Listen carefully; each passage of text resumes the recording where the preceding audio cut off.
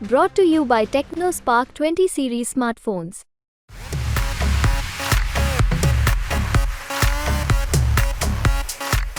को तो कहीं नज़र नहीं आ रहा है विपक्ष कहीं एक भी सीट पर चुनौती देने की स्थिति में है। प्रधानमंत्री बनाने के लिए जब हम लोग समाज के बीच में जाते हैं तो लोग बाग हम लोग जब उनसे बात करते हैं तो लोग खुद इस बात को स्वयं अपनी ओर से पहल करके जब बोलते हैं कि आप लोग इतना परिश्रम ना करें। हम लोग तो पहले से मन मरा कर बैठे हैं कि मोदी जी से अच्छा कोई नेता दूसरा हो नहीं सकता है, अपने बीच का व्यक्ति है। पुलिस वाले के पास जब मैं जाकर बैठ जाता हूँ उसकी टूटी कुर्सी पर, उसके टूटे स्टूल पर, उसको क्या लगता है ये हमारा बड़े बड़ा आत्मीयता के साथ वो कहता है भैया बहुत दिन के बाद आए हो। मंत्री बनने के बाद भी मैं दिल्ली जाता हूँ तो सामान लेके साथ में जाता हूँ, खुद ही लेके जाता हूँ, खुद ट्रेन में रखता हूँ। लोकसभा चुनाव 2024 का शंखनाद हो चुका है और इस वक्त एमपी तक से खास बात करने के लिए इस वक्त मौजूद हैं टीकमगढ़ क्षेत्र के सांसद जो कि 7 बार सांसद रह चुके हैं और केंद्रीय मंत्री भी 2 बार रह चुके हैं। भाई हमसे खास बात करेंगे और हम उनसे जानेंगे टीकमगढ़ में उन्हें एक बार फिर से टीकमगढ़ में लोकसभा प्रत्याशी बनाया भाजपा की तरफ से। भाई साहब किस तरीके से आप चुनावी मैदान में जा रहे हैं और क्या दिख रहा है माहौल इस बार का? इस बार का चुनावी माहौल तो इस समय जो पूरे देश में बन रहा है वही दृश्य मध्य प्रदेश में भी दिखाई दे रहा है और भारतीय जनता पार्टी मध्य प्रदेश की 29 में से 29 सीटें जीतने की तरफ बढ़ रही है। हमको तो कहीं नज़र नहीं आ रहा है विपक्ष कहीं एक भी सीट पर चुनौती देने की स्थिति में है। विपक्ष इतना निराशा हताशा के दौर से गुजर रहा है। एक तो विपक्ष को प्रत्याशियों का भी टोटा पड़ गया है, अच्छे प्रत्याशी भी विपक्ष नहीं देख पा रहा है। हम और हमारी पार्टी के कार्यकर्ता, हमारी पार्टी के नेता लगातार समाज के बीच में जाकर गांव में भी जा रहे हैं, शहरी क्षेत्रों में जा रहे हैं, जनता से भारतीय जनता पार्टी के पक्ष में मतदान करने के लिए। आदरणीय नरेंद्र मोदी जी को देश में तीसरी बार उनको प्रधानमंत्री बनाने के लिए जब हम लोग समाज के बीच में जाते हैं तो लोग बाग हम लोग जब उनसे बात करते हैं तो लोग खुद इस बात को स्वयं अपनी ओर से पहल करके जब बोलते हैं कि आप लोग इतना परिश्रम ना करें। हम लोग तो पहले से मन मरा कर बैठे हैं कि मोदी जी से अच्छा कोई नेता दूसरा हो नहीं सकता है। आप जिस मकान के सामने खड़े हैं ये मकान उन्होंने ही हमको बनवाया है। हमारे घर में जो खाना बनता है वो रसोई गैस का कनेक्शन उनके द्वारा दिया गया है। हमारे घर में जो पानी आ रहा है वो जल जीवन मिशन से आ रहा है। हमारे परिवार के किसी सदस्य का इलाज आयुष्मान भारत योजना से हुआ है। तो ये पिछले 10 वर्षों में 2014 के बाद से पूर्व की सरकारों के द्वारा जहाँ ये नारा दिया जाता था, बरसों से ये नारा चलता रहा गरीबी हटाओ हर 5 साल के बाद, लेकिन किसी गरीब की गरीबी हटाने के लिए कोई प्रयास नहीं किए गए। लेकिन माननीय नरेंद्र मोदी जी के द्वारा जिस तरह से और इन योजनाओं को गांव, गरीब, मजदूर, किसान, महिलाओं के कल्याण के लिए जो योजनाएं बनाई गई उससे आज समाज में समाज के हर वर्ग में एक विश्वास का भाव जागृत हुआ और आज देश माननीय नरेंद्र मोदी जी के साथ में भारतीय जनता पार्टी के साथ में उठ के खड़ा हो गया है। भारतीय जनता पार्टी के कार्यकर्ताओं से आगे कहीं समाज चल रहा है और यही किसी भी राजनीतिक दल की सबसे बड़ी ताकत होती है कि जब समाज का विश्वास उसके साथ में जुड़ जाता है। लेकिन विपक्ष आरोप लगाता है कि भाजपा जो है हमारे कार्यकर्ताओं को तोड़ने की काम कर रही है, आर्थिक रूप से तोड़ती है या फिर उन्हें ऐसा प्रलोभन देती है कि वो भाजपा में शामिल हो रहे हैं इन दिनों। विपक्ष बचा कहाँ है? विपक्ष में तो भगदड़ मची है सारे राजनीतिक दलों में। मतलब आज स्थिति ये है कि हर राजनीतिक दल का नेता जो है वो भारतीय जनता पार्टी में शामिल होना चाहता है। शहरी क्षेत्रों से लेकर ग्रामीण क्षेत्रों तक मैं जिस गाँव में जाता हूँ उसी गाँव में बोले भैया हम तो आज से हम तो भारतीय जनता पार्टी में ही हम आपके साथ में रह के काम करेंगे, क्योंकि भारतीय जनता पार्टी जो काम किया वो कर रही है वो कभी विपक्ष में रहे लोग जब सत्ता में रहे उनके द्वारा नहीं किया गया।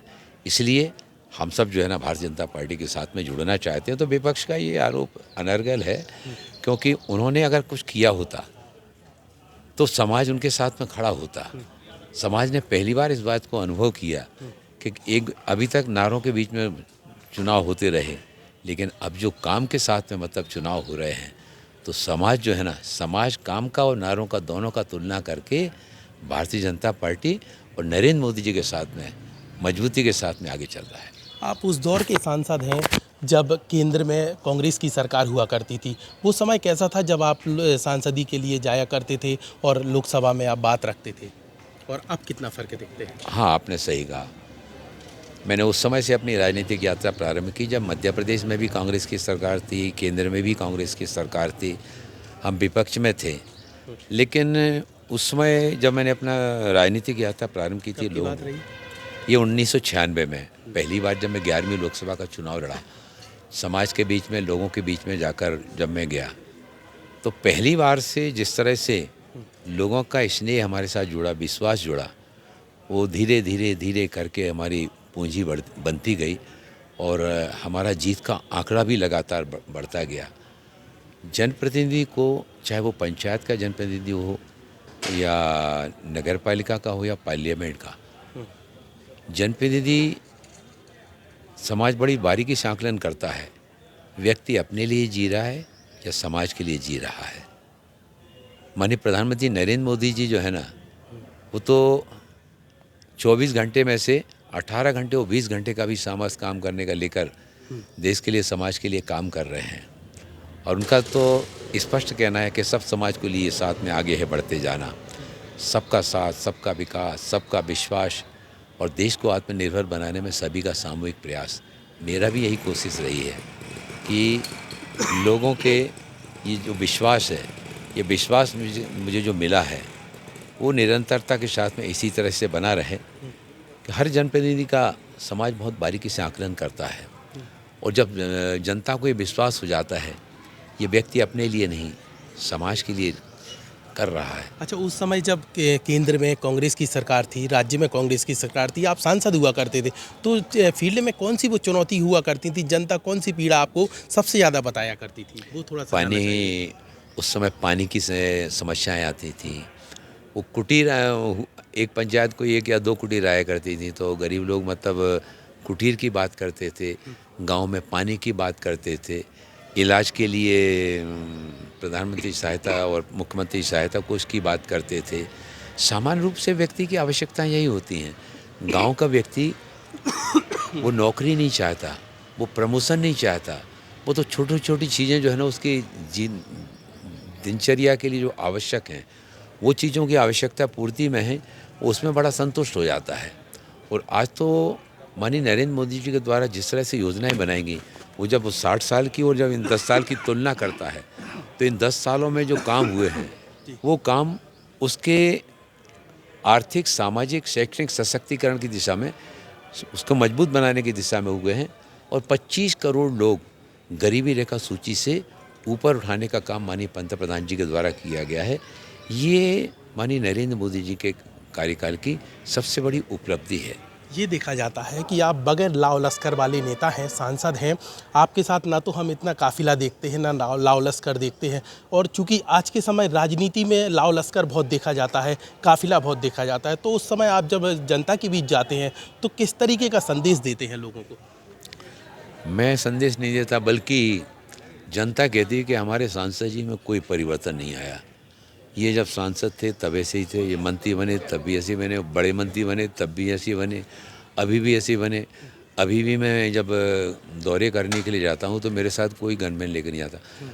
मैं 28 साल से लगातार सांसद हूँ, लेकिन मेरे पीएसओ ने दिल्ली का मेरा क्वार्टर और बंगला नहीं देखा। मैं कभी गनमैन को दिल्ली लेकर नहीं गया। और क्यों? जो समाज हमको जनप्रतिनिधि बनाता है, उसके और हमारे बीच में दूरियां नहीं होना चाहिए, सहजता होना चाहिए, सरलता होना चाहिए, तभी उसका विश्वास हम जीत पाते हैं। लोगों को ये लगता है कि हमारे अपने बीच का व्यक्ति है। पुलिस वाले के पास जब मैं जाके बैठ जाता हूँ, उसकी टूटी कुर्सी पर, उसके टूटे स्टूल पर, उसको क्या लगता है ये हमारा, बड़े बड़ा आत्मीयता के साथ वो कहता है, भैया बहुत दिन के बाद आए हो। तो जब उसके ये शब्द हमको ऊर्जा देते हैं कि उसके मन में हमारे प्रति इतना आत्मीयता का भाव बना हुआ है, इतने नज़दीकीपन का भाव। और आप सफ़र करते हैं तब भी सूटकेस आप खुद ही लेते हैं। ये मेरी पास तस्वीरें हैं और खूब वायरल भी हुई थी उस समय। हाँ जी, हाँ, सबसे पहले एमपी तक नहीं चलाई बिल्कुल, ये आपने बिल्कुल सही बात कही।